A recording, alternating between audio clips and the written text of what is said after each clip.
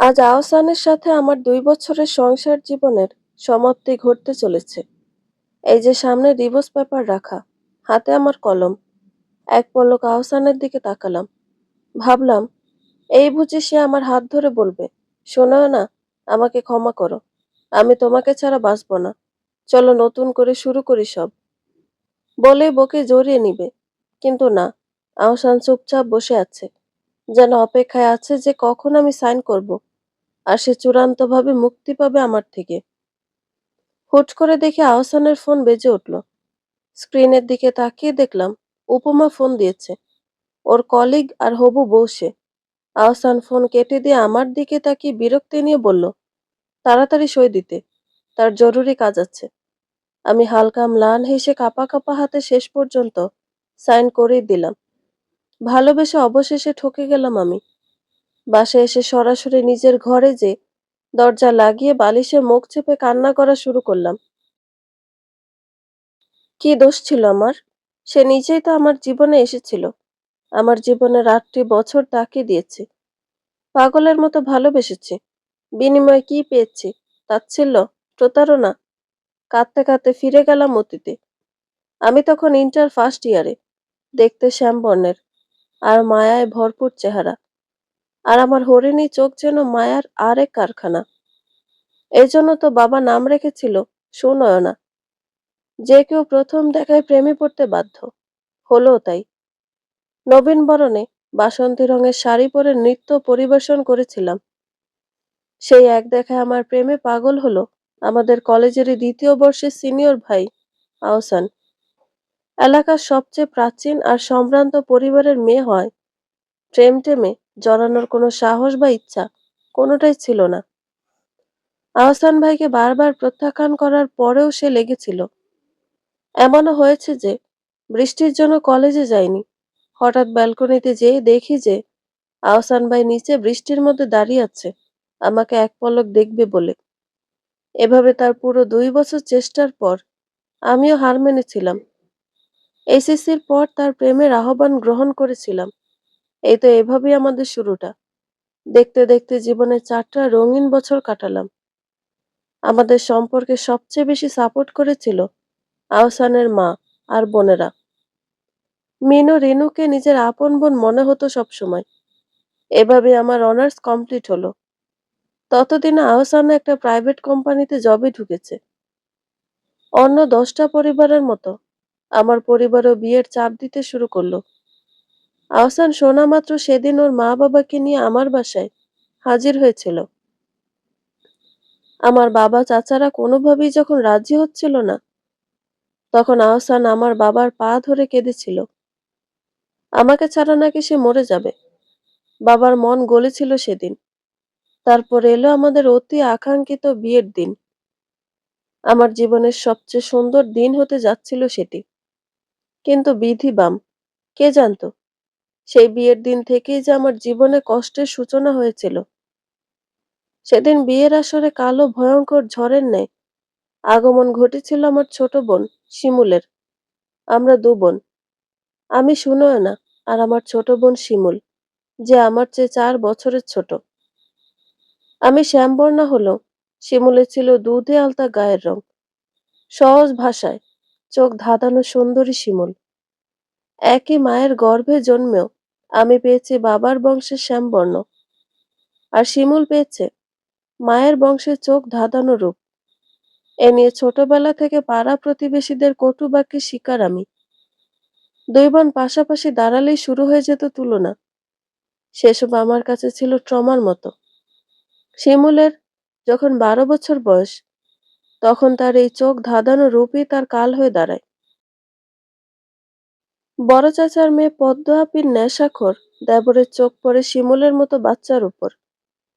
আপির দেবর জিমানের তখন ১৯ বছর। লেখাপড়া না করে এলাকায় গুন্ডাগিরি করে বেড়াইতো। শুনেছিলাম ওই অল্প বয়সী বিভিন্ন ক্রাইমের সাথে জড়াইছে, কিন্তু টাকার জোরে বেঁচে ফিরেছে বারবার।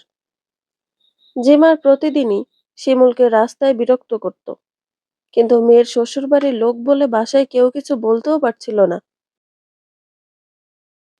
কিন্তু যেদিন বাবা চাচারা দুলাভাইকে বলে সেদিন বড় দুলাভাই নাকি বাসায় অনেক মেরেছিল জিমানকে। রাগের বশে জিমান শিমুলকে কিডন্যাপ করার চেষ্টা করে। সৃষ্টিকর্তার দয়ায় সে যাত্রায় শিমুল বেঁচে যায়।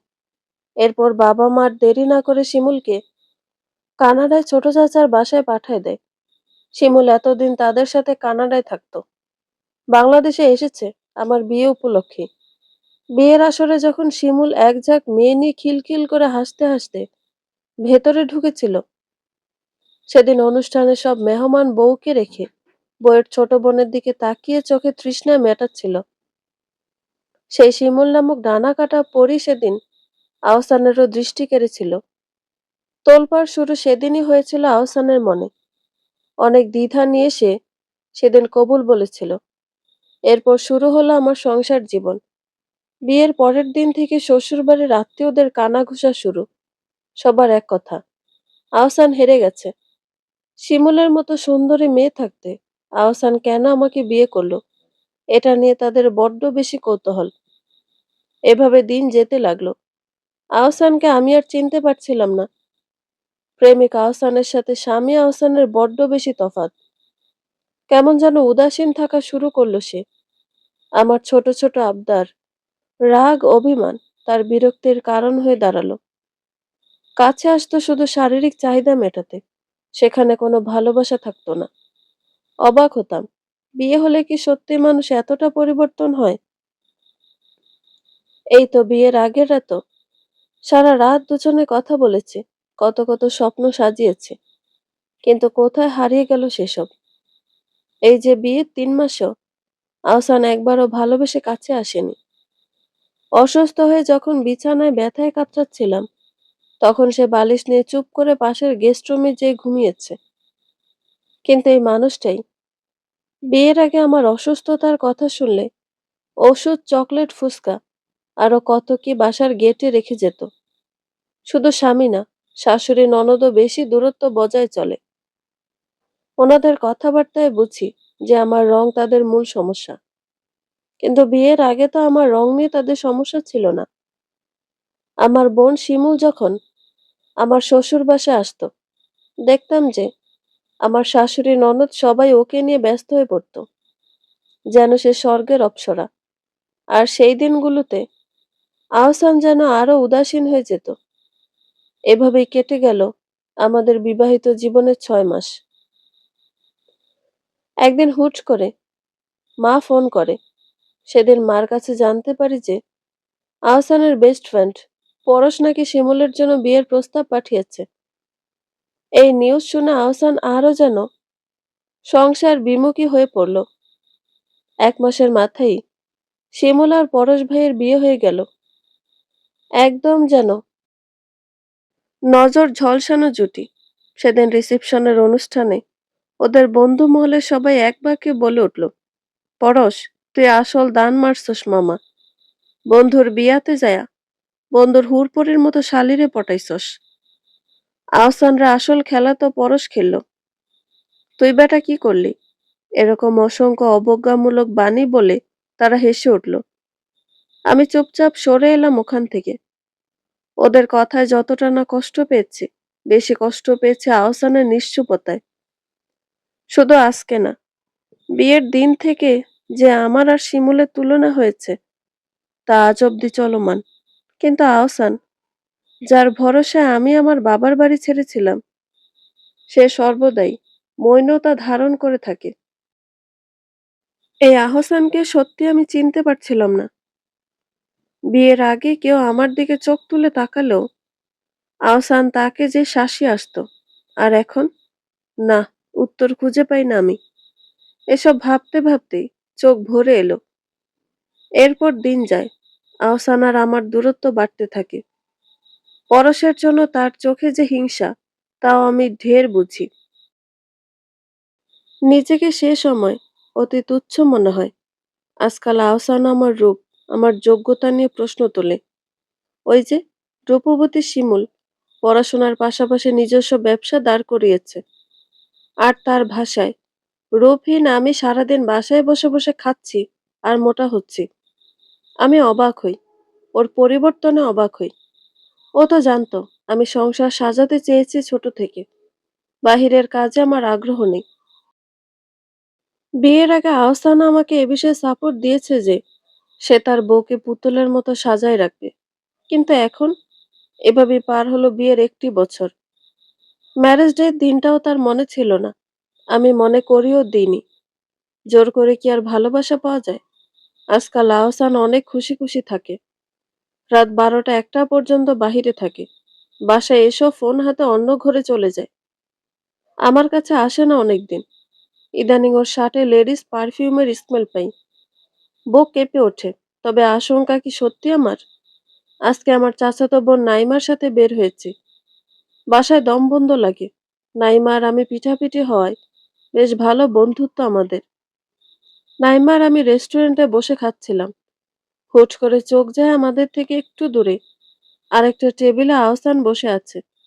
তার পাশেই অতি সুন্দরী একজন মেয়ে। মেয়েটি আহসানের ঘাড়ে মাথা দিয়ে তার হাত জড়িয়ে বসে আছে। আহসানও মেয়েটির হাত শক্ত করে ধরে আছে। মাঝে মাঝে মেয়েটির চুল নেড়ে দিচ্ছে। মেয়েটিকে নিজ হাতে খাওয়াই দিচ্ছে। হুটহাট দুজনে হেসে উঠছে। দূর থেকে তাদের একদম সুখী দম্পতি লাগছে।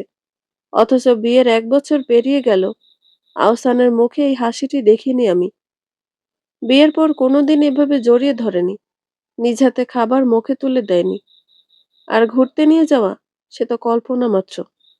চোখ টলমল করছে জলে। নাইমা আমার হাত শক্ত করে ধরে আছে। আমি হাত ছাড়িয়ে ধীর পায়ে এগিয়ে গেলাম আহসানের দিকে। আহসান ওর সামনে আমাকে দেখে চমকে গেল।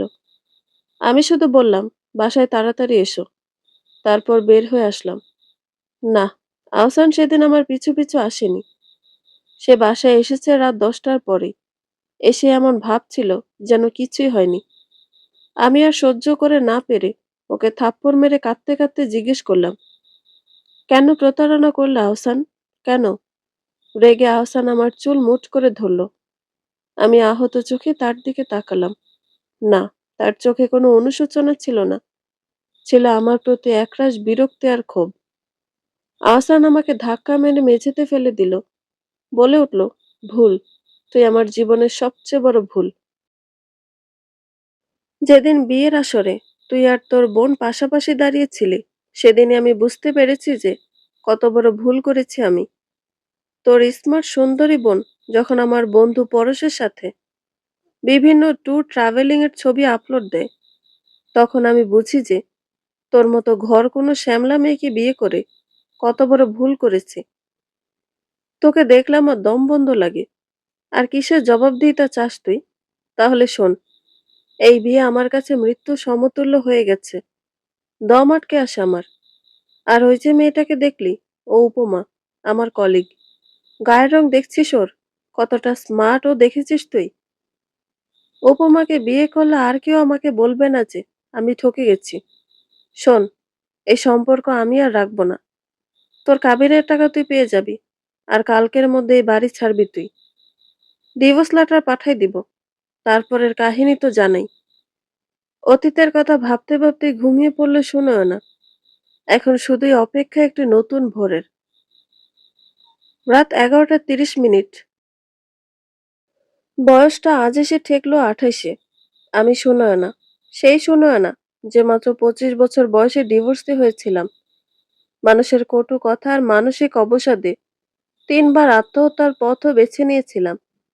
এরপর পুরনো অতীত ভুলতে নিজ শহর ছেড়ে পাড়ি জমিয়েছে এই ব্যস্ত শহর ঢাকায়। অতীতের সব বন্ধু বান্ধবী আত্মীয় স্বজন সবার থেকে নিজেকে বিচ্ছিন্ন করেছে। দূরত্ব তৈরি করেছে আপন পরিবারের সাথে। বাবা মা ছাড়া কেউ জানেও না কোথায় আমি।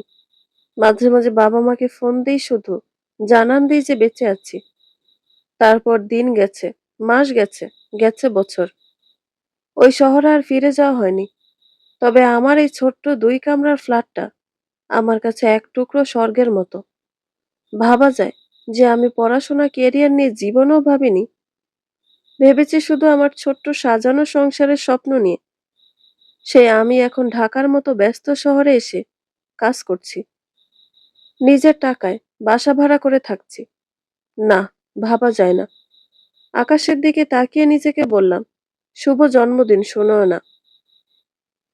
আহসান, এত রাত পর্যন্ত কোথায় ছিলে? অফিসে কাজ ছিল উপমা। সত্যিই কি কাজ ছিল? নাকি তোমার প্রথম বউকে যেভাবে চিট করেছো, আমাকেও সেভাবে চিট করছো? উপমা, প্লিজ। ক্লান্ত আমি। আমিও ক্লান্ত আহসান। অফিসে আমার প্রমোশন হলো বলে তুমি আমাকে জব ছাড়তে বললে। কারণ কি? সবাই তোমাকে নিয়ে টিটকারি করছিল যে সুন্দরী বউ বসকে পটিয়ে প্রমোশন নিয়েছে। আমিও তোমার কথা মেনে চাকরি ছেড়ে দিলাম। বাসায় বসে তোমার সংসার সামলাতে শুরু করলাম। কিন্তু কি হলো দিন শেষে? তুমি ঠিকই কাজের বাহানা দিয়ে তোমার কলিগ রূপার সাথে মার্কেটে যে কেনাকাটা করছিলে। বাহ আহসান, বাহ! আমি যদি আজ নিজ চোখে না দেখতাম তাহলে বিশ্বাসই করতে পারতাম না আহসান। উপমা, ভুল বুঝছো তুমি। রূপা আমার ভালো বন্ধু শুধু, আর কিছু না। বাহ! অফিস বাদ দিয়ে ভালো বন্ধুকে মার্কেটে নিয়ে যাওয়ার সময় আছে, কিন্তু বাসায় বউয়ের জন্য সময় নেই। আর ভুলে যেও না আহসান, শুরুতে আমরাও কিন্তু শুধু ভালো বন্ধুই ছিলাম। তুমি ঠিক এভাবেই নিজের বউকে বাসায় একা ফেলে রেখে আমাকে সময় দিতে। উপমা, তুমি ভুল বুঝছো। রূপা ওর স্বামীর জন্য গিফট কিনবে, তাই আমাকে সাথে নিয়ে গিয়েছিল, তাও মাত্র 30 মিনিটের জন্য। আহসান, জানো তো, আজ আমি সুনয়নার কষ্ট বুঝতে পারছি।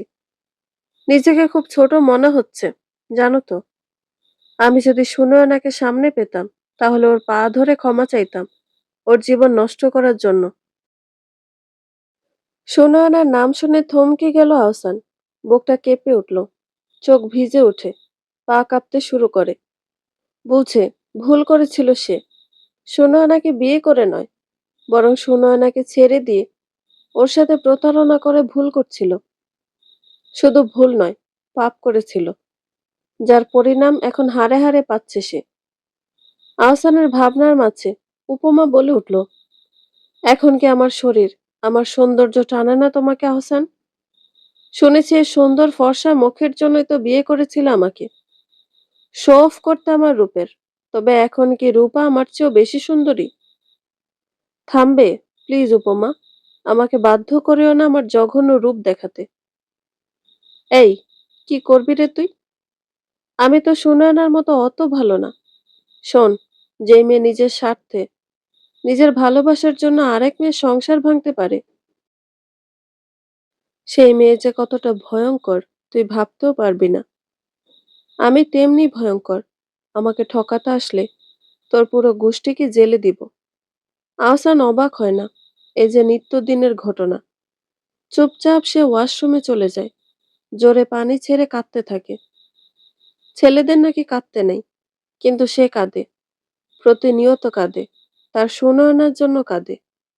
পাশের রুমে আহসানের মাও চোখের পানি ফেলে। ছেলে যে তার সুখে নেই, বোঝে সে। পাপ তো সেও করেছে। সুনয়না কোথায় শিমুল? লজ্জা করে না এই মুখে আপির নাম নিতে? শিমুল, প্লিজ বলো, তোমার আপি কোথায়? আমি বাঁচব না ওকে ছাড়া, বলেই শিমুলের পা জড়িয়ে ধরল। শিমুল আহসানকে ধাক্কা মেরে সরিয়ে দিয়ে রাগান্বিত চোখে পরশের দিকে তাকিয়ে বলল, পরশ, তোমার এই বন্ধুকে যদি এক্ষুনি বাসা থেকে বের না করো, তাহলে কিন্তু আমি বাসা ছাড়বো। আর এসব প্রতারকের সাথে যদি আর মিশেছ, তাহলে সেদিন তুমি তোমার বউ বাচ্চা দুটোই হারাবে, বলে দিচ্ছি। পরশ তাড়াতাড়ি আহসানকে নিয়ে বাসার বাহিরে চলে এলো। ভাই, সমস্যাটা কি তোর? কতবার বলছি তোরে আমার বাসায় আসবি না। আর তোর মতো চরিত্রহীনের সাথে আমি নিজেও সম্পর্ক রাখতে চাই না। পরশ প্লিজ, আমাকে বল সুনয়না কোথায়? কেন বলবো? যখন সুনয়না রাতের পর রাত কান্না করে জেগে থাকতো, তখন তুই তোর সুন্দরী বউয়ের শরীরে মত্ত থাকতি। যখন সুনয়না সুইসাইড করতে যে হসপিটালে ভর্তি ছিল, তখন তুই উপমাকে নিয়ে হানিমুন করছিলিস কক্সবাজারে। আরে, ওর তৃতীয়বার সুইসাইডের চেষ্টার পর যখন ওর অবস্থা নাজেহাল, তখন সে সেই সময় হসপিটালে তোর নাম বলছিল বারবার। না পেরে সেদিন তোর বাসায় গিয়েছিলাম, কিন্তু তোর মা বোন আর তোর নতুন বউ অপমান করে বের করে দিয়েছিল। তবুও আমি সেদিন তোকে ফোন দিয়েছিলাম, বলেছিলাম যে সুনয়না মৃত্যুর মুখে। তুই তা শুনে সেদিন কি বলেছিলি মনে আছে? বলেছিলি, পরশ, দেখ ভাই, ও মরুক বা বাঁচুক, যায় আসে না। আমি আর ওর বিষয়ে জড়াতে চাচ্ছি না। আমি আমার বউ আর পরিবার নিয়ে অনেক সুখে আছি। কি মনে পড়ছে আহসান? চুপ কেন তুই? আহসান কি বলবে ভেবে পায় না। পাপই তো সে নিজেই। এসব যে তার প্রাপ্য। শোন আহসান, এইসব ভংচং বাদ দে। বউ নিয়ে সুখে থাক। সুনয়নাকে নিয়ে চিন্তা করা তোর জন্য এখন জায়েজ না। তুই ওকে ডিভোর্স দিয়েছিস, ভুলে যাস না। বলি পরশ চলে গেল। আহসান এই তীব্র রোদেই রাস্তায় হাঁটা শুরু করলো। মিনু, আর কতদিন এইভাবে এ বাসায় পড়ে থাকবে? স্বামী স্ত্রীর ঝগড়া হয়ই, তাই বলে এভাবে এসে ভাইয়ের ঘাড়ে বসে খাবে? মিনু লজ্জায় মাথা উঠাতে পারছে না। বোমা, আমার মেয়ে আমার বাসায় যতদিন মন চায় ততদিন থাকবে। তুমি বলার কে? আর ও আমার ছেলের টাকায় খাচ্ছে, তোমার না। এরই মধ্যে বাসায় আসলো আহসান। দেখে আবার সে নিত্যদিনের ঝগড়া। আহসানকে দেখে উপমা ঘরে চলে গেল। আহসান ক্লান্ত শরীর নিয়ে সোফায় যে গা এলিয়ে দিল। পাশ থেকে বোন মিনু বলে উঠল, আমার আর রিনির জীবনটা নষ্ট না করলেও পারতে ভাইয়া। বলে কাঁদতে কাঁদতে রুমে চলে গেল। তোর বউ আজকে মিনুকে খাবার খোটা দিয়েছে আহসান। তুই বরং তোর বউকে নিয়ে আলাদা বাসা নে। এ বাড়িতে থাকলে অশান্তি আরো বাড়বে। বলে সে রান্নাঘরে চলে গেল। চোখ বন্ধ করে আহসান অতীতের কথা ভাবতে থাকে। সুনয়নার সাথে ডিভোর্সের পরপরই সে উপমাকে বিয়ে করে আনে। উপমার বাবা নেই, নিম্ন মধ্যবিত্ত পরিবারের মেয়ে সে। বাসায় তার মা আর ছোট ভাই। মা একটা প্রাইমারি স্কুলের আয়া, আর ভাই তখন সবেমাত্র এইচএসসি পরীক্ষার্থী। ছোট্ট একটা টিনের বাসা ভাড়া নিয়ে থাকতো তারা। সত্যি বলতে থাকার মধ্যে উপমার ওই ভয়ঙ্কর সুন্দর রূপ আর এডুকেশনাল কোয়ালিফিকেশন ছাড়া আর কিছুই নেই। উপমার সাথে আহসানের প্রথম 6 মাস বেশ আনন্দে কেটেছে। আহসান যেন উপমার সৌন্দর্যের দাস হয়ে গিয়েছিল। এমনকি উপমার মা ভাইয়ের দায়িত্ব আহসান নিয়ে নেয়। এ নিয়ে আহসানের মা বাধা দিল। আহসান তাকে চুপ করিয়ে দেয়। বাড়িতে উপমার জয় জয়কার শুধু। এদিকে আহসানের বোনেরাও অসন্তুষ্ট, সাথে তার মাও। কেননা উপমা নিম্ন মধ্যবিত্ত পরিবারের মেয়ে। সমাজের 10 জনের সামনে পরিচয় দিতে পারে না যে তাদের বৌমার মা সামান্য আয়া। এদিকে আহসানের বোনদের খরচও টান পড়েছে, যেহেতু তাদের বাবা বছর এক আগে চাকরি ছেড়েছে। আগে ভাই খরচ দিল, নতুন ভাবে আসার পর থেকে আর খরচ দেয় না তেমন। ভাইয়ের কাঁধে যে এখন নতুন ভাবির পরিবারের দায়িত্ব। এ নিয়ে শুরু হয় ঝগড়া, খোঁটা মারা। উপমা প্রথম প্রথম শাশুড়ি ননদদের অনেক ভালোবাসতো, সংসারও মন দিয়ে সামলাতো, যেন পাক্কা ঘরণী। কিন্তু যখন উপমার শাশুড়ি আর ননদ উপমাকে নিয়ে আহসানের কান ভারী করা শুরু করলো, উপমাকে উঠতে বসতে অপমান করা শুরু করলো, উপমা পরিবর্তন হওয়া শুরু করলো। কারণ উপমা ইটের জবাব পাথরে দেওয়া মেয়ে, সুনয়নার মতো বোকা না। উপমার আহসানের বিয়ে 7 মাসের মধ্যে আহসানের বাবা মারা গেলেন। মূলত সুনয়নার সাথে অন্যায় সে মেনে নিতে পারছিলেন না। অনুশোচনায় অসুস্থ হয়ে পড়েছিলেন। এরপর পুরো সংসারের দায়িত্ব এসে চাপলো আহসানের ওপর। উপমার মা ভাইয়ের খরচ, উপমার খরচ, ওর মা বোনদের খরচ, সব মিলিয়ে হাঁপিয়ে উঠেছিল আহসান। তখন সুযোগ বুঝে উপমা রিনু মিনুর বিয়ের কথা তোলে। আহসানও রাজি হয়ে যায়। উপমা বুদ্ধি এঁটে মিনু রিনুর বিয়ে তাদের চেয়ে দ্বিগুণ বয়সী লোকের সাথে ঠিক করে। এ বিষয়ে যখন আহসান জানতে পারে, তখন সে বাধা দিল। উপমা তার কথার জ্বালা আহসানকে মানায় নেয়। উপমা মূলত চেয়েছিল মিনু রিনুর সাথে প্রতিশোধ নিতে। এতদিনে ওরা ওর ওপর যত অত্যাচার অপমান করেছে, সেটার প্রতিশোধ নিতে। আরেকদিকে ওসব বাড়িতে বিয়ে দিলে আহসানকে কোনো যৌতুকও দিতে হবে না। এভাবে উপমার প্ররোচনায় মিনু রিনু আর তাদের মায়ের অনিচ্ছায় এক প্রকার জোর করে মিনু রিনুর বিয়ে দেওয়া হয়। তারপর তারপর ওই যে মিনু রিনুর জীবনে নেমে আসে অন্ধকার। বুঝে একসময় এই একই অন্যায় করেছিল ওরা সুনয়নার প্রতি। মিনু রিনুর যখন বিয়ে হলো, তখন সবেমাত্র বয়স ছিল 20। মিনুর ইচ্ছা ছিল বড় সরকারি চাকরিজীবী হবে। আর রিনুর ইচ্ছা ছিল অনার্স কমপ্লিট করে কোনো বড় মাল্টি ন্যাশনাল কোম্পানিতে জব করবে। কিন্তু ভাগ্যের নির্মমতায় দুই বোনকে বিয়ের পর পড়াশোনা ছাড়তে হলো। মিনুর বরের আছে বড় মিষ্টির দোকান। শ্বশুর অল্প বয়সে মারা যাওয়ায় সংসারের দায়িত্ব পড়ে ওর স্বামী আসাদের উপর। ৬টা ছোট ভাই বোনের দায়িত্ব পালনের পর, তাদের প্রতিষ্ঠিত করার পর অবশেষে ৪০ বছর বয়সে বিয়ে বসেছে সে। ও বাড়িতে বয়সে সবচেয়ে ছোট হলেও সম্পর্কে মিনু সবার বড় ভাবি। তাই দিন শেষে সব দায়িত্ব তার ঘাড়ে এসে পড়ে। প্রতি মাসে আসাদের ৪ বোন দল বেঁধে বাসায় আসে। ওদের রান্না বান্না, আপ্যায়নের পুরো দায়িত্ব একা মিনুর কাঁধে। একটু ভুল হলেই শাশুড়ি আর ননদরা মিলে খুঁত ধরতে পিছপা হয় না। আবার আসাদ বাসায় ফিরলে সবাই মিলে কান ভারী করে আসাদের। তাই স্বামী স্ত্রীর মধ্যে মিল নেই বললেই চলে। আসাদ শুধুমাত্র শারীরিক চাহিদা মেটাতে ওর কাছে আসে, তবে সে চাহিদায় কোনো ভালোবাসা থাকে না। আসাদের অন্য দুই ভাই ঠিকই ঢাকায় বউ নিয়ে থাকছে, কিন্তু মিনু আর সহ্য করতে পারছিল না। সরাসরি আসাদকে বলে এসেছে, হয় সে সংসার আলাদা করবে, না হয় মিনুকে ডিভোর্স দিবে। বলে এক কাপড়ে বের হয়ে এসেছে। এভাবে 7 দিন পেরিয়ে গেল, আসাদ ওকে নিতেও আসেনি, ফোনও দেয়নি। এসব ভেবে মিনুর চোখ ভরে আসে। তার ছোট বোন রিনুটাও যে সুখে নেই। রিনুর স্বামী জামাল ঢাকায় চাকরি করলো, রিনু থাকে গ্রামে ওর শ্বশুর বাসায়। গৃহস্থালির পুরো কাজ একা হাতে করে। কোন এক বিশেষ কারণে জামাল রিনুকে শহরে নিয়ে যায় না। রিনুর সাথে ফোনে অন্য 10টা স্বামীর মতো কথাও বলে না।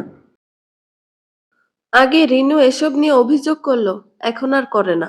করবেই বা কিভাবে? ওর অভিমান, অভিযোগ যে জামালের চোখেই পড়ে না। রিনু ওর জীবন ভাগ্যের হাতে ছেড়ে দিয়েছে। সমস্যা কি তোমার উপমা? আমার বোন আমার ঘাড়ে বসে খাচ্ছে, তোমার না। আহসান, সংসারটা কিন্তু আমাদের। আমাদের একটা ভবিষ্যৎ আছে, বাচ্চা কাচ্চা হবে। এখন তোমার মা বোনের পিছনে সব খরচ করলে ভবিষ্যতের জন্য কি রাখবো? ও তাই? তাহলে আজ থেকে আমি তোমার মা ভাইয়েরও দায়িত্ব নিব না। আহসানের কথায় থতমত খেল উপমা। না আহসান, তুমি এটা করতে পারো না। তুমি নিজে ওদের দায়িত্ব নিয়েছিলে, কথা দিয়েছিলে, আমাকে ভুলে গেছো? তাই নাকি? কই, মনে পড়ছে না তো। শোনো উপমা, আমি আর বাহিরের মানুষের পেছনে টাকা ঢালবো না। তোমার মন চাইলে তুমি নিজে চাকরি করে খাও তাহলে, বলে আহসান চলে গেল ব্যালকনিতে। এদিকে বিছানায় বসে ভাবছে উপমা, এখন কিভাবে মা ভাইয়ের খরচ দিবে সে? চাকরিও তো নেই, কে দিবে চাকরি? তার জীবনটা এত এলোমেলো হয়ে গেল কেন? আর ভাবতে পারছে না সে, মাথা ব্যথা বাড়ছে তার। শোনা না, গোছগাছ করছে। কাল ওর কলিগ রূপন্তীর বিয়ে, ওখানেই যাবে। প্রথমে মানা করে দিল, পরে রূপন্তীর কথায় বাধ্য হয়ে রাজি হয়। কাল সকালেই ও রূপন্তীর দাদু বাসায় যাওয়ার বাস ধরবে। না জানিয়ে নতুন যাত্রায় সুনয়নার জন্য নতুন কি অপেক্ষা করছে। হ্যালো রূপন্তী, আমি তোমার কলোনির সামনে এসেছি। তোদের অ্যাপার্টমেন্টের নাম মনে নেই। একটু নিচে নাম। সুসু বেবি। রূপন্তী দুষ্টুমি করে সুনয়নাকে সুসু ডাকে। আমি তো আম্মুর সাথে একটু মার্কেটে এসেছি। শোন, আমি খালাকে বলছি, আর তুই মেঘনা 1 এর 6 তলায় চলে যাবি। খালা ওখানেই দাঁড়ায় থাকবে। ওকে। আসসালামু আলাইকুম আপামনি। আপনি সুসু আপা না? ওয়ালাইকুম আসসালাম খালা। খালা, আমার নাম সুনয়না। আপনার রূপ আপা আমার নামের 14টা বাজিয়েছে। বলে হেসে দিল সুনয়না। খালাও হাসছে। এত মিষ্টি মেয়েটা। খালা, আমি খুব ক্লান্ত, একটু ঘুমাবো। আমার রুমটা একটু দেখিয়ে দেন। আপামনি, ছোট স্যার থাকলে উপরে যাওয়া নিষেধ আমাগো। শোনেন, আপনি সোজা উপরে যাইবেন, তারপর বাম দিক দিয়া দ্বিতীয় রুম, ওখানে ঢুকবেন। ওটা রূপাপার রুম। ভুইলাও প্রথম রুমে পা মারাবেন না। খালার চোখে এত আতঙ্ক দেখে অবাকই লাগলো। পরক্ষণে ভাবলো, এসব এদের নিজেদের ব্যাপার, আমি এসব নিয়ে চিন্তা করে কি করব। এসেছি বিয়েতে, বিয়ে খাবো, চলে যাব। নিজের মনে কথা বলতে বলতে উপরে চলে যায়। সুনয়না রুমে ঢুকেই দেখে হালকা আলো ড্রিম লাইট জ্বলছে।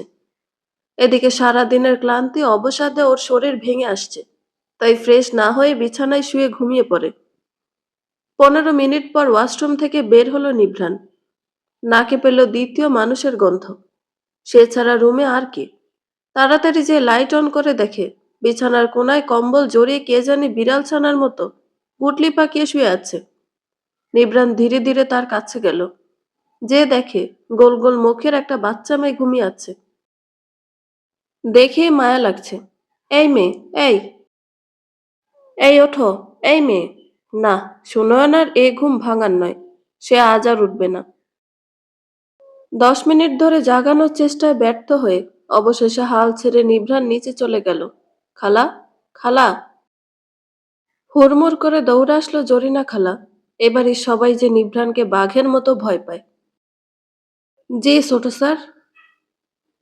আমার রুমে মেয়ে, মেয়েটা কে খালা? কোন মেয়ে স্যার?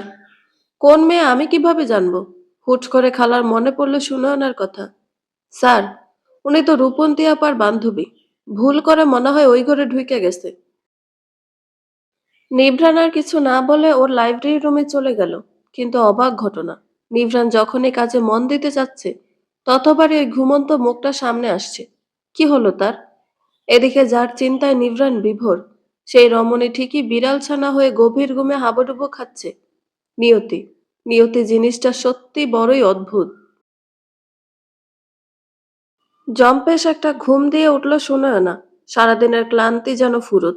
বালিশ হাতড়ে ফোনটা নিয়ে দেখে রাত 10টা বেজে গেছে। ফোন রেখে গুটি গুটি পায়ে বের হলো নয়না। নিচে নেমেই দেখে সোফায় হাত পা ছড়িয়ে টিভি দেখছে রূপ। সুনয়না তার সামনে দাঁড়াতি। সুসু, মেরি জান, তোর ঘুম হলো? রূপের মুখে উদ্ভট নাম শুনে মেয়ে কি রাগ দেখালো সুনয়না। এর মধ্যে আগমন ঘটে রূপের মায়ের। কেমন আছো সুনয়না আম্মু? রূপের কাছে তোমার নাম অনেক শুনেছি। সুনয়না একটু হেসে সালাম দিল। আসসালামু আলাইকুম আন্টি, ভালো আছেন? আলহামদুলিল্লাহ মা। শোনো, গল্প পড়ে, এখন তাড়াতাড়ি খেতে এসো। সারাদিন কিচ্ছু পেটে পড়েছে কিনা সন্দেহ। রূপ আর সুনয়না হ্যাঁ সূচক মাথা নাড়িয়ে পারবিন আরার পিছে পিছে গেল।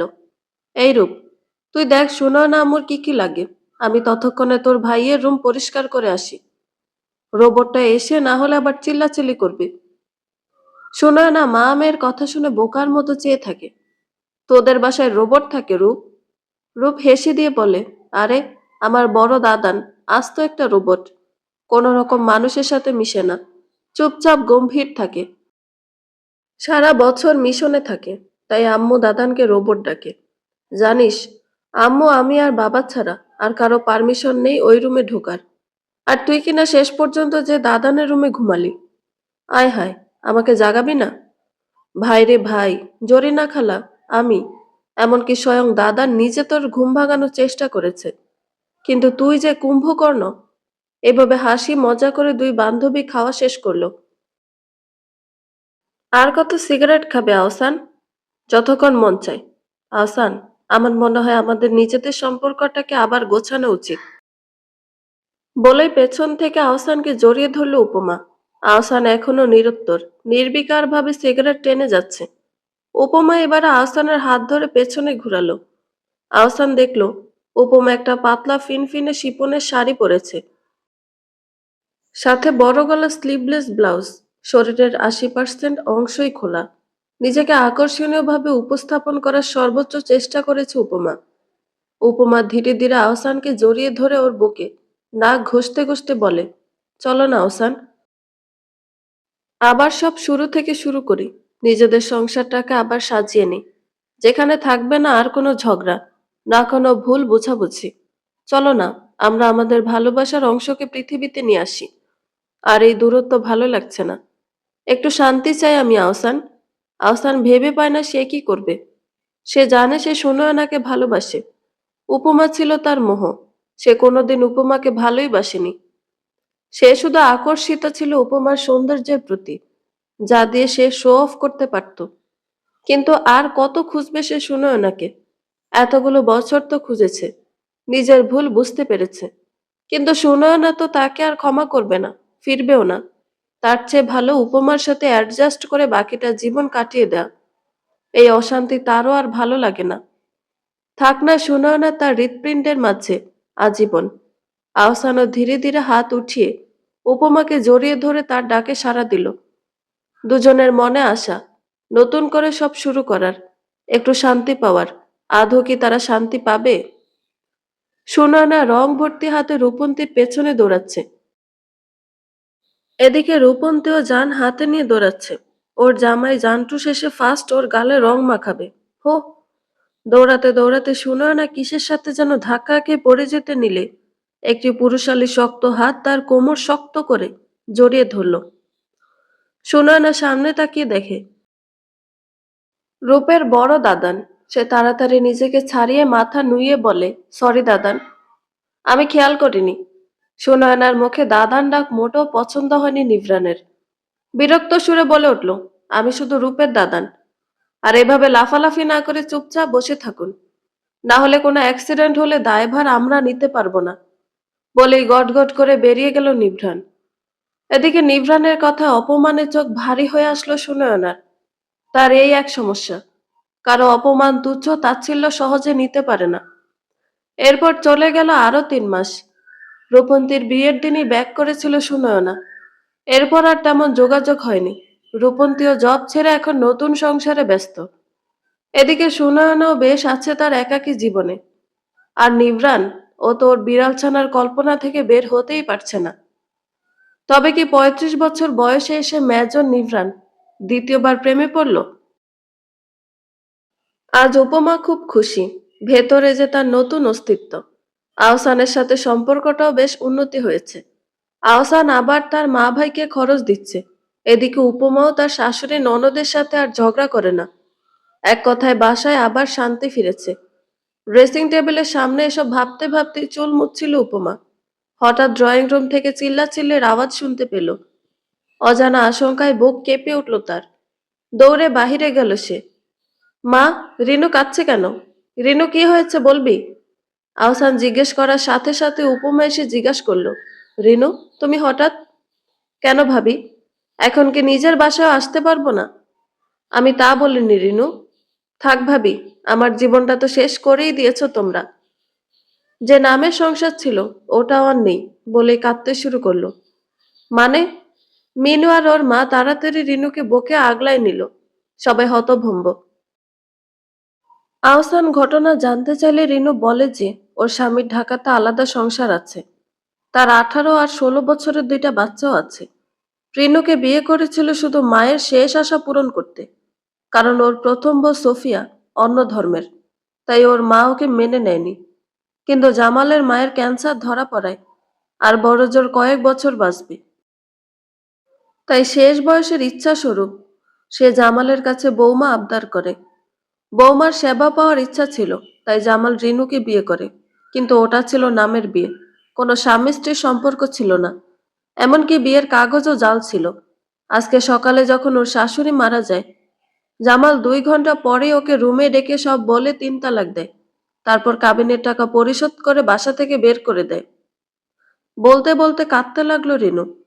আর বলে উঠল, ভাবি, তুমি খুশি তো? কেন জীবনটা আমার শেষ করলে ভাবি? উপমা আহসান চুপচাপ রুম থেকে বের হয়ে আসলো। কারো মুখে কোনো কথা নেই। উপমা বিছানায় বসে আছে। মনটা কেন জানি অস্থির লাগছে। হুট করে রুমে আসি রিনু। ভাবি, কেমন আছো? খুব ভালো, তাই না? রিনুর চোখ লাল হয়ে আছে। ঘৃণায় নাকি রাগে নাকি প্রতিশোধে? বুক কেঁপে ওঠে উপমার। রিনু, বিশ্বাস করো, আমি তোমার ক্ষতি চাইনি। বিশ্বাস করি তো ভাবি, কিন্তু জেনে রাখো, তোমার সুখও আর বেশি দিন নেই। বলেই চলে গেল রিনু। রুমে ভীত সন্ত্রস্ত হয়ে পড়ে রইল উপমা। আবার কি নতুন ঝড় আসছে? মা, বাবা, তোমাদের সাথে আমার জরুরি কথা আছে, তাই আজ ডেকেছি। বল বেটা, কার অপেক্ষা করছিস? রূপন্তীকেও ডেকেছি মা। ছেলের হাবভাব ঠিক দাঁড়াচ্ছে না। নিভরানের বাবা মা তীক্ষ্ণ দৃষ্টিতে তাকিয়ে আছে ছেলের পানে। কি কারণে এত জরুরি তলব ডেকেছে ছেলে? দরজায় বেলের শব্দে ধ্যান ভাঙল দুজনের। রূপন্তী বোধহয় এসে গেছে, আমি খুলে দিচ্ছি। রূপন্তী সদর দরজা দিয়ে ঢুকতে ঢুকতে জিজ্ঞেস করে, এই দাদান, কি হয়েছে রে? এভাবে ডেকে আনলি? তোমরা একটু বসো আগে, আমি বলছি। নিবরান যদিও অনেক স্ট্রেট ফরওয়ার্ড একজন মানুষ, তবুও কি এসব কথা বাবা মায়ের সামনে বলতে একটু ইতস্তত বোধ হচ্ছে তার। তবু সাহস করে বলে বসে, আম্মু, আমি বিয়ে করব। মিসেস সালমা নিজের ৩৫ বছর বয়সী ছেলের মুখে বিয়ে কথা শুনে থতমত খেয়ে বসে। মানেটা কি? তার এই বুইড়া রোবট ছেলে অবশেষে বিয়ে করবে? খুশিতে বলে ওঠেন, আরে বেটা, এই ব্যাপার! আমি আজকে শহরের সুন্দরী সুন্দরী মেয়ে। মায়ের কথা সম্পূর্ণ না হতে নিবরান বলে বসলো, মেয়ে আমি নিজেই পছন্দ করেছি মা। এবার সবাই প্রশ্নসূচক দৃষ্টিতে তাকালো তার পানে। আমি রূপের বান্ধবী সুনয়নাকে বিয়ে করতে চাই মা। এ যেন আজ পরপর বোমা ফাটছে। সবচেয়ে বেশি অবাক রূপ। দাদান, তুই জানিস সুনয়না? জানিও ডিভোর্সি। তবুও যায় আসে না আমার। কিন্তু আমার অবজেকশন আছে নিভরান। সুনয়না ভালো মানলাম, কিন্তু আমি আমার ছেলেকে এমন একটা মেয়ের সাথে কিভাবে? মা, তোমার ছেলে মেয়ে দুজনেরই খুব নোংরা অতীত আছে, ভুলে যেও না। মিসেস সালমা চুপ হয়ে গেলেন। ছেলের ওপর কথা বলার সাধ্যই নেই তার। আর শুনেও না, মেয়েটা খারাপ নয়, ভারী মিষ্টি। শুন রূপ, আপাতত এসব বিষয় যেন সুনয়নার কানে না যায়। যা করার আমি করব। বলে উঠে গেল নিভরান। কেটে গিয়েছে আরো ১ মাস। সুনয়না তার শখের বারান্দায় বসে গল্পের বই পড়ছিল। হুট করে তার ফোন বেজে উঠল। ফোন রিসিভ করে ওপাশের কথা শোনার পর যেন সুনয়নার দুনিয়া উল্টে গেল। আজ পুরো ৩ বছর পরে তার পরিচিত শহরে পা রাখছে সুনয়না। হসপিটালের করিডোর হয়ে দৌড়ে যাচ্ছে। তার বাবা হসপিটালে ভর্তি। পুরো ৩টা বছর পর বাড়ির মেয়েকে চোখের সামনে দেখে সবাই কেঁদে ফেলল। ডক্টর এসে জানিয়েছে সুনয়নার বাবা এখন আশঙ্কা মুক্ত। রাত ৮টা। সুনয়নাদের বিশাল ড্রয়িং রুমে তার পুরো পরিবার জড়ো হয়েছে। আসামি হয়ে সামনে বসে আছে সুনয়না। সুনয়না নিজেকে প্রচন্ড স্বার্থপর মনে হচ্ছে। যে মানুষগুলো তাকে জন্ম দিল, তাকে এত সুন্দর জীবন দিল, সেই মানুষগুলোকে সে ৩টা বছর ধরে। আর কার জন্য? ওই প্রতারক আহসানের জন্য, যে আহসানকে সে স্বেচ্ছায় পরিবারের অনিচ্ছায় বিয়ে করেছিল। শোনো নয়ন, এতদিন তুমি যা করেছ মেনেছি, যা চেয়েছো দিয়েছি, কিন্তু আজ আমরা একটা জিনিস চাইবো। তুমি কি রাজি হবা? বাবা সরি তোমাদের কষ্ট দেওয়ার জন্য। তুমি যা বলবে আমি রাজি। তোমার বিয়ে ঠিক করেছি আমরা, আর কালকেই বিয়ে। হঠাৎ এমন কথা শুনে থমকে গেল সুনয়না, কিন্তু পরক্ষণেই ভেবে উঠল, না, বাবা মাকে আর কষ্ট দিব না। আমি রাজি বাবা। আলহামদুলিল্লাহ। সকালে সূর্যের আলোয় পিট পিট করে চোখ খুলল নয়ন, কিন্তু নিজেকে অপরিচিত রুমে দেখে চমকে উঠল সে। তবে কি বিদায় হয়ে গেছে তার? এটা কি তার নতুন সংসার? আর রুমটা আবছা পরিচিত লাগছে কেন? কাল রাতে প্রচন্ড সাদামাটা ভাবে বিয়ে হয়েছে তার। পাশের বাড়ির আন্টিরাও জানতে পারেনি। শুধু ছেলে, ছেলের বাবা মা আর বোন, বোন জামাই এসেছিল। বিদায়ের আগে সুনয়না মাথা ব্যথা আর ঘুমের ওষুধ খেয়ে একটু রেস্ট নেওয়ার জন্য চোখ বন্ধ করেছিল। আর তারপর মনে নেই। এটা কোনো কথা? তার বিদায় হয়ে গেল, সে নিজেই জানল না। ভাবতে ভাবতেই সে পাশ ফিরে তাকিয়ে দেখে উদাম পিঠে তার পাশে একজন শুয়ে আছে। হ্যাঁ, এটাই তো তার স্বামী, যাকে সে দেখেনি এখনো, চেনেও না। বিছানা ছেড়ে উঠতে যাবে, এমন সময় লোকটা ঘুমের মধ্যে এপাশ ঘুরে সুনয়নার কোমর জড়িয়ে ধরল। লোকটার গরম নিঃশ্বাস সুনয়নার গালে পড়ছে। লজ্জায় গাল দুটো লাল হয়ে গেল তার। ক্ষণিকের জন্য নিঃশ্বাস বন্ধ হয়ে এলো। আবার ছোট্ট হৃৎপিণ্ডটা লাফানি তো আছে। এবার আস্তে আস্তে পাশে তাকালো সে, কিন্তু তার পাশে শুয়ে থাকা পুরুষকে দেখে সে হাজার ভোল্টের শক খেয়ে বসল। কি দেখছে এটা সে? আর কাকে দেখছে? মেজর নিভরান। উনি এখানে কি করছেন? তার মানে কি আমার বিয়ে এই অহংকারী মেজরের সাথে হয়েছে? ভেবে আঁতকে উঠল সুনয়না। সুনয়না তাড়াতাড়ি নিবরানের হাত ছাড়িয়ে উঠতে গেলে নিবরানের ঘুমও হালকা হয়ে যায়। পিট পিট করে চোখ মেলে দেখে তার সদ্য বিবাহিত বউ তার হাত সরানোর চেষ্টা করছে। তা দেখে নিবরান বিরক্ত হলো বেশ। সারা রাত জার্নি করে এসেছে, এই তো ঘন্টা ২ আগে তার চোখ লেগেছে। এর মধ্যে বউয়ের এমন ছটফটানি সহ্য হলো না তার। তাই ইচ্ছে করে বলিষ্ঠ হাত দিয়ে সুনয়নার কোমর ধরে নিজের দিকে আরো টেনে এনে নিজের বাহুবন্ধনে আবদ্ধ করলো। তারপর সুনয়নার কানের কাছে তার ঠোঁট নিয়ে আলতোভাবে স্পর্শ করে বলল, নয়ন, একটু ঘুমাতে দাও জান, প্লিজ।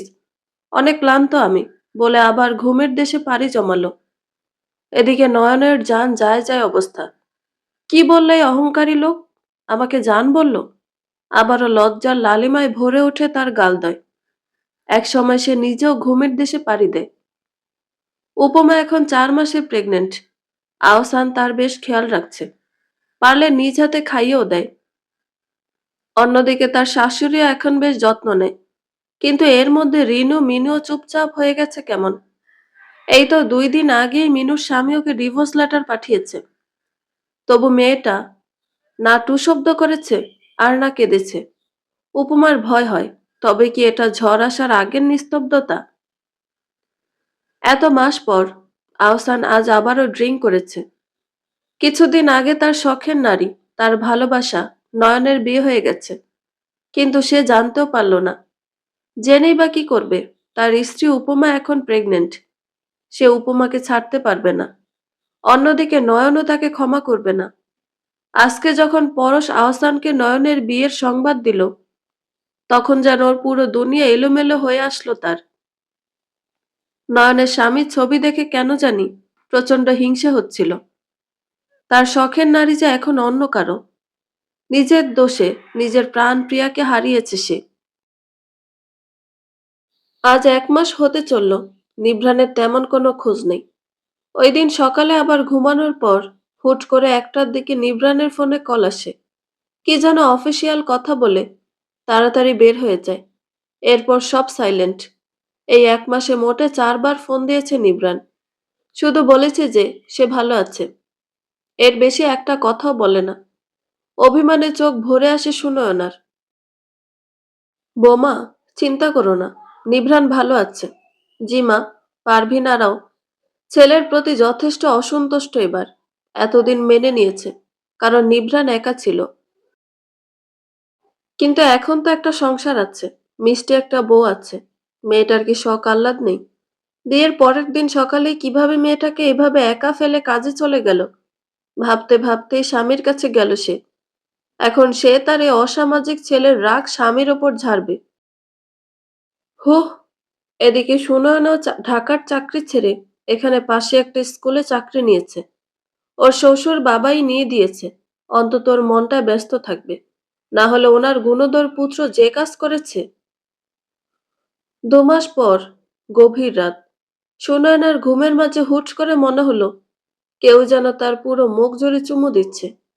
হুট করে গলায় যখন জোরে কামড় দিল, সুনয়নার ঘুম এবার পুরোপুরি ছুটে গেল। চোখ মেলেই দেখে একটা পুরুষ অবয়ব তাকে জড়িয়ে ধরে রেখেছে। প্রথমে ভয়ে চিৎকার দিতে গেলে ওই পুরুষালী অবয়বটি আলতো করে তার ঠোঁট চেপে ধরে। তারপর নিজের ঠোঁট দিয়ে সুনয়নার চোখে ঠোঁট ছুঁয়ে দিতে দিতে ধীর কণ্ঠে বলে, নয়ন জান, আমি এসেছি। একটু মনটাকে শান্ত করতে দাও প্লিজ। শীতল অনুভূতি ছেয়ে গেল সুনয়নার পুরো শরীর জুড়ে। এই অনুভূতি আগে কখনো হয়নি তার। এরকম ভালোবেসে কেউ শান্তির আহ্বানও করেনি। আহসানের তার প্রতি করা অসম্মান, অবহেলা, উদাসীনতা হুট করে তার চোখের সামনে ভেসে উঠল। চোখ ভারী হলো তার। তার যেন কি হলো সে জানে না। আকস্মিক 2 হাত বাড়িয়ে জড়িয়ে নিল নিভ্রানকে। হ্যাঁ, সেও চায় নিভ্রানকে। এই 3 মাসে সে কম পুড়েনি। আর আজ নিভ্রানের এই আদর মাখা আবদার ফিরিয়ে দিতে সে অক্ষম। সুনয়না চায় আবার ভালোবাসতে, আবার নতুন করে বাঁচতে। সুনয়নার সম্মতিতে খুশি হলো নিভ্রান। আবারও মাতাল কণ্ঠে বলল, ভালোবাসি আমার নয়ন জান। বিপরীতে এবার নয়নও বলে উঠল, মেজর সাহেব, আমি বাঁচতে চাই আবার। আমাকে নিজের বুকে আগলে রাখুন না প্লিজ। নিভ্রানা আগলে নিল সহধর্মিণীকে, নিজের সাথে মিশিয়ে নিল, ভুলিয়ে দিল অতীতের সব তিক্ত বিষাক্ত ছোঁয়া। উপমার এখন 8 মাস চলছে। আজ সকাল থেকে ওর মনটা কেমন যেন করছে, বেশ অস্থির লাগছে। ইদানিং বাচ্চাটাকে নিয়ে সে বড্ড ভয়ে থাকে। তার পাপের শাস্তি যেন তার বাচ্চাটা না পায়। আনমনে কেঁদে ফেলে উপমা। সেদিনের ঘটনার পর আরো 2 মাস গেছে। নিভ্রান এবার লম্বা ছুটি নিয়েছে। সকাল সকাল শান্তির ঘুম ঘুমাচ্ছে। এদিকে সুনয়না সকাল থেকে শরীর খারাপ। 3-4 বার বমি হয়ে গেছে অলরেডি। খাবারের টেবিলে সবাই বসেছে। রূপন্তী 4 মাস প্রেগনেন্সির, তাই সে এখানেই তার বাবার বাসায় থাকছে। এদিকে খেতে খেতে টেবিলে বমি করে দিল সুনয়না। এরপর সেন্সলেস হয়ে গেল। নিভ্রানে তো জান যায় যায় অবস্থা। তাড়াহুড়ো করে সবাই সুনয়নাকে নিয়ে হসপিটালে রওনা হলো। কিছুক্ষণ পর সুনয়নার চেক আপ শেষে ডক্টর হাসতে হাসতে বলে, মিষ্টি ছাড়া তো সুসংবাদ দিব না মেজর। চতুর বুদ্ধির নিভ্রান ডাক্তারের ইঙ্গিত সহজেই ধরে ফেলল। শরীর কাঁপছে ওর। সত্যি কি? সত্যি কি তার অংশ আসতে চলেছে? ডাক্তার নিভ্রানের অনুভূতি আঁচ করতে পারল। কাঁধে হাত দিয়ে সাহস দিয়ে কেবিন থেকে বেরিয়ে গেল। নিভ্রান ধীর পায়ে সুনয়নার বেডের কাছে গিয়ে বসল। ওর হাত দুটো হাতে নিয়ে চুমু দিতে লাগলো। আজ যে সে অনেক খুশি। জীবনের শ্রেষ্ঠ সুখ পেতে চলেছে সে। এদিকে সুনয়নার এখনো ঘুমে। সে জানল না তার শক্ত মনের এই অসামাজিক মেজর মশাই আজ কাঁদছে। কি সুন্দর! রাত প্রায় 12টা বাজতে চলেছে, কিন্তু সুনয়ন আর নিভ্রান কারো চোখেই যেন আজ আর ঘুম ধরা দিচ্ছে না।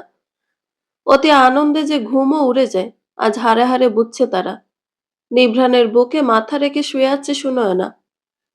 নিভ্রান আলতো করে তার মাথায় হাত নেড়ে দিচ্ছে। দুজনেই চুপ করে আছে, কিন্তু মনে মনে যে সুখের সাগরে ভাসছে। আজ সারাটা দিন বাসায় এক প্রকার উৎসব চলেছে। ওদিকে সুনয়নার বাবার বাসায় এক প্রকার উৎসব চলেছে।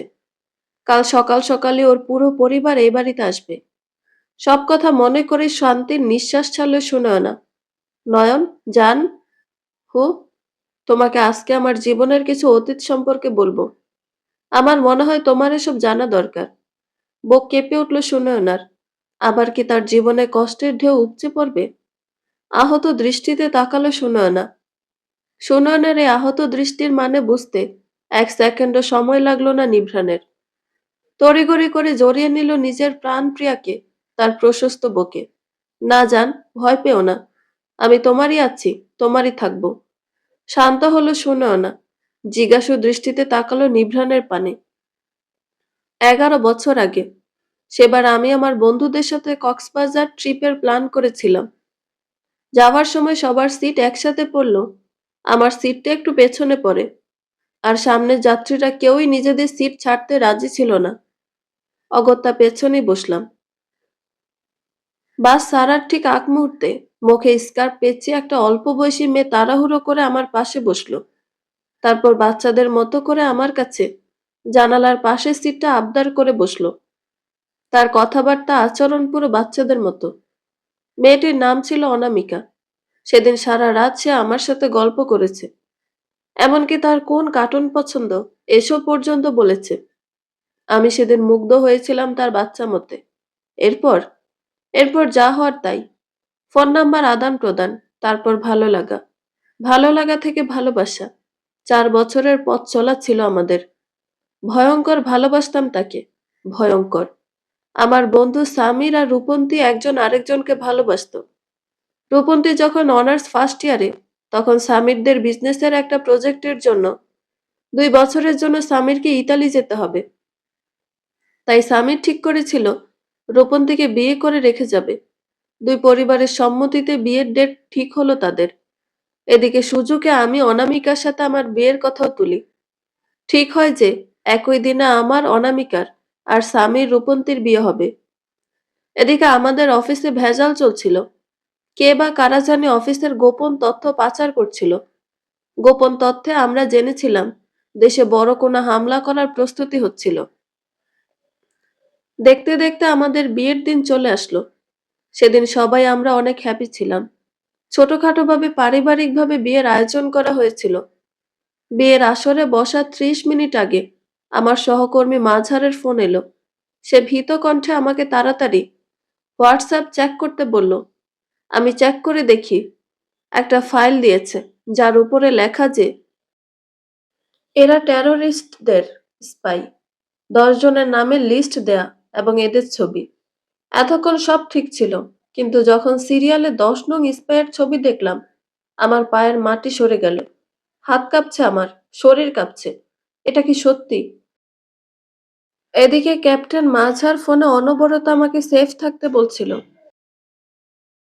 সে নাকি অলরেডি ফোর্স নিয়ে রওনা হয়েছে। এসবের মাঝে আমার হুট করে মাথায় এলো আমার পরিবারের কথা। তাদেরকে নিরাপদে আগে এখান থেকে সরাতে হবে। তাড়াহুড়ো করে নিচে নেমে দেখি অনামিকা আর তার সঙ্গীরা জিম্মি করে রেখেছে তার পরিবারকে। সেদিন আমাকে দেখে অনামিকা ভয়ঙ্করভাবে হাসছিল।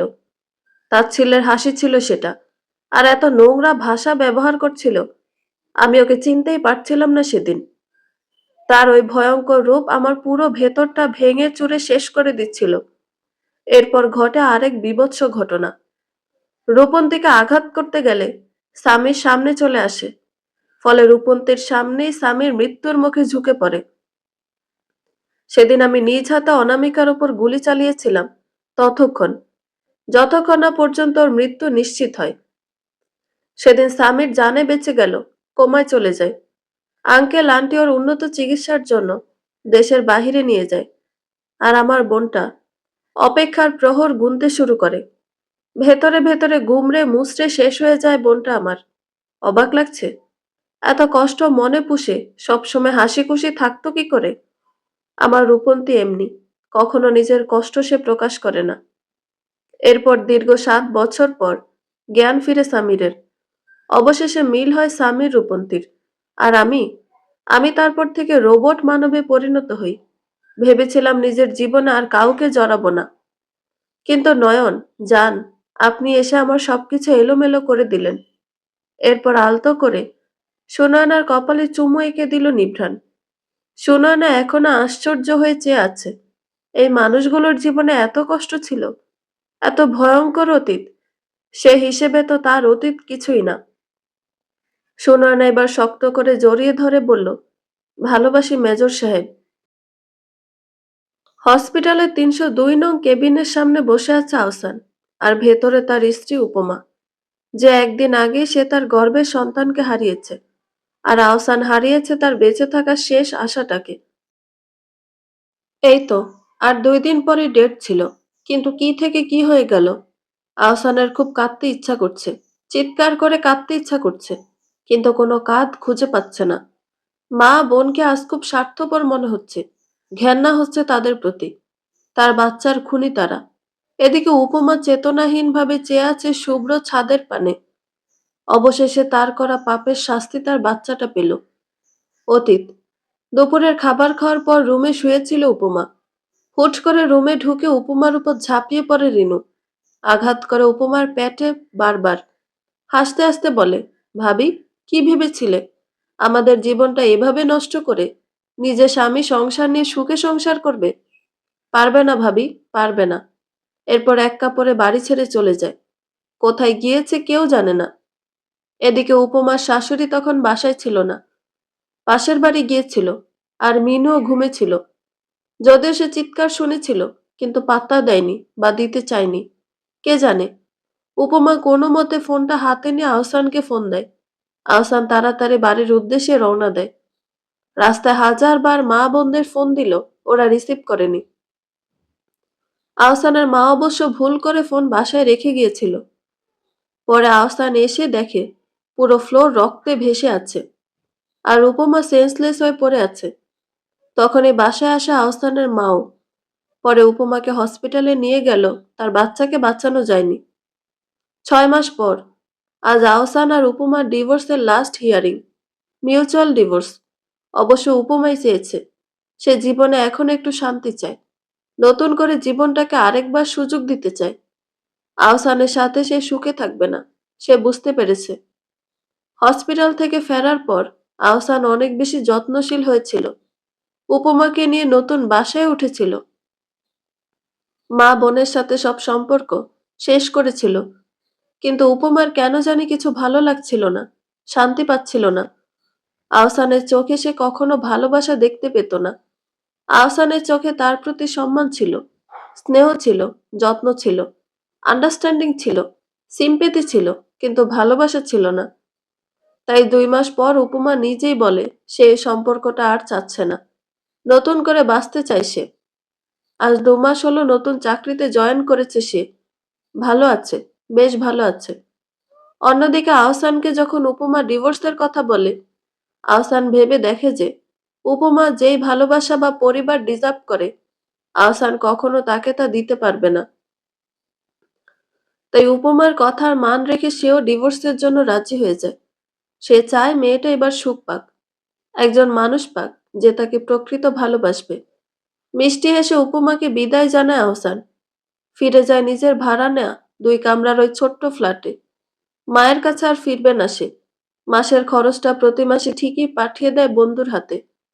তবু বাসায় আর পা রাখবে না সে। জীবনের এই একাকিত্বটাই সুন্দর। আর রিনুর কোনো খোঁজ নেই। বেঁচে থাকলে পাপের শাস্তি ঠিকই পাবে একদিন। মিনু মায়ের সাথে ও বাড়িতে পড়ে আছে। ওর স্বামীর সাথে ডিভোর্স হয়ে গেছে। এখন সে আবার পড়াশোনা শুরু করেছে। প্রতিটা মুহূর্ত আল্লাহ তাআলার কাছে ক্ষমা চায়। উপমার কাছেও চেয়েছে। শেষে সুনয়নার বাবার বাসায় যেও মাফ চেয়ে এসেছে। কিন্তু সুনয়নার সাথে কেউ ওকে যোগাযোগ করতে দেয়নি।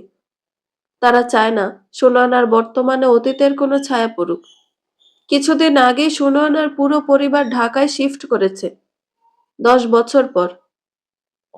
সুনয়নার ফুফির ছোট ছেলে ফাহিমের বিয়ে উপলক্ষে আজ প্রায় 10 বছর পর সুনয়না নিজের জন্মস্থান যশোরে পা রাখল। 10টা বছর। ডিসেম্বরের সকাল, চারপাশে কুয়াশায় ঢাকা। এরই মধ্যে সুনয়নার কাজিনরা মিলে প্ল্যান করলো সবাই টঙে বসে গরম চা খাবে। সাথে সাথে বের হয়ে গেল বান্দরের দল। কেউ বলবে না যে এদের বয়স যে বেড়েছে। দোকানে বসে চা দিয়ে পাউরুটি খাচ্ছিল আহসান।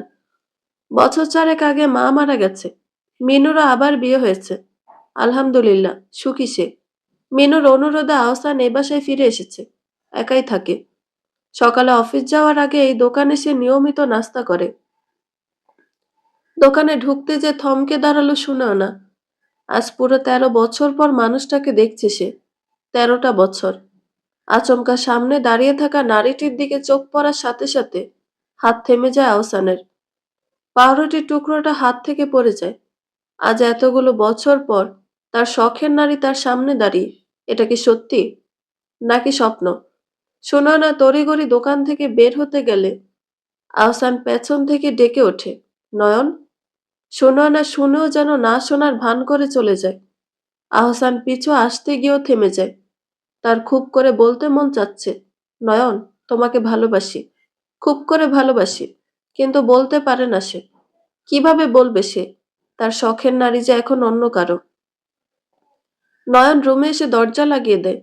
চোখ যায় বিছানায়। তার মেজর সাহেব আর দুটো ছানা আরামে ল্যাপের নিচে ঘুমোচ্ছে। আস্তে করে বারান্দায় যেয়ে দাঁড়ায়। চোখ ভরে আসে তার। হ্যাঁ, আজও আহসানের প্রতি তার বুকের গভীরে কোথাও ভালোবাসা থেকে গেছে।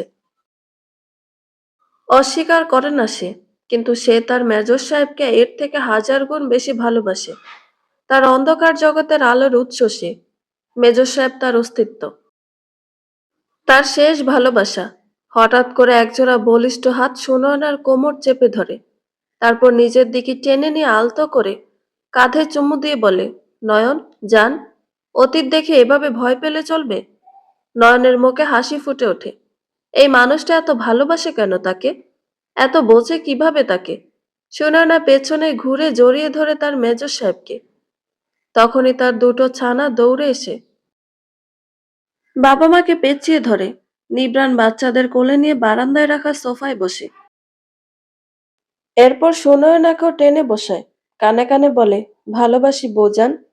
নয়না নিবরানের কাঁধে মাথা রেখে বলে, আমিও ভালোবাসি আমার ছানাদের আব্বুকে। দুজনে হেসে দেয়। ভালো থাকুক তারা। ভালোবাসারা ভালো থাকুক। বন্ধুরা, গল্পটি ভালো লেগে থাকলে একটা লাইক করে দিবেন এবং গল্প সম্পর্কে কোনো মতামত জানানোর থাকলে কমেন্ট করতে পারেন। নতুন নতুন আরো গল্প শোনার জন্য চ্যানেলটি সাবস্ক্রাইব করে পাশেই থাকবেন। ধন্যবাদ সবাইকে। ভালো থাকবেন।